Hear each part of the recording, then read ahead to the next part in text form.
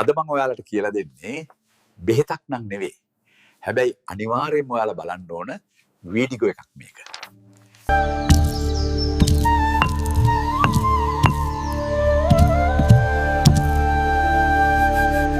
ඔන්න අද ඉඳලා වෙදපප්පා හිතුවා ඔයාලගේ එක එක ලෙඩවලට ගත්ත එක්ස්රේ තියෙනවනේ. ඒ එක්ස්රේ වල තියෙන දේවල් මොනවද තියෙන්නේ කියලා ඔයාලා දන්නේ නැහනේ. හොද වෙදපප්පෙක් කියලා දුන්නොත් ඇරෙන්න ඔයාලට ඕනම කියලා හිතෙන එක්ස්රේ වල විතරක් පැහැදිලි ෆොටෝ මට මැසේජ් කරන්න. ෆෝන් එකෙන් ඔයාලට පුළුවන් ඒ ෆොටෝ පැහැදිලිව ගහගන්න.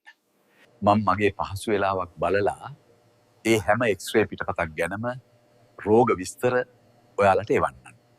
වෙදපප්පා එහෙම කිව්වා කියලා ඔයාලා ළඟ තියෙන රෝගී වාර්තා ඔක්කොම ෆොටෝ ගහලා එවන්න නම් එපා. එක්ස්රේ විතරක් එවන්න. නැත්තම් වෙදපප්පටත් ඒක කරදරයක් වෙනවනේ.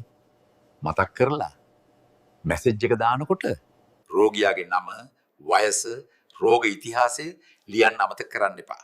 ඔහෙම නැත්තම් පප්පා උත්තර ලියන්නේ නැහැ. සමහර විට ඔයාගේ යාළුවෙක් හෝ දන්න කෙනෙක් ඉන්න පුළුවන් එක්ස්රේ අරගෙන නමුත් රෝගය ගැන දන්නේ නැති, ඒ වගේම තාම රෝගය සුවපත් නොවුන අන්න ඒ වගේ අයට මේ වීඩියෝ එක යවන්න.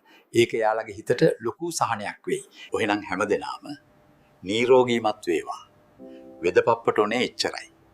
පප්පා වෙන දේවල් බලාපොරොත්තු වෙන්නේ නැහැ. වෙදපප්පගේ අලුත්ම වීඩියෝ දාපු ගමන් ගෙන්න ගන්න නම් පප්පගේ channel එක subscribe කරන්න. bell icon එකත් ඔබන්න. එතකොට තමයි වෙදපප්පා දාන අලුත්ම වීඩියෝ ඔයාලට බලන්න පුළුවන් වෙන්නේ. තෙරුවන් සරණයි.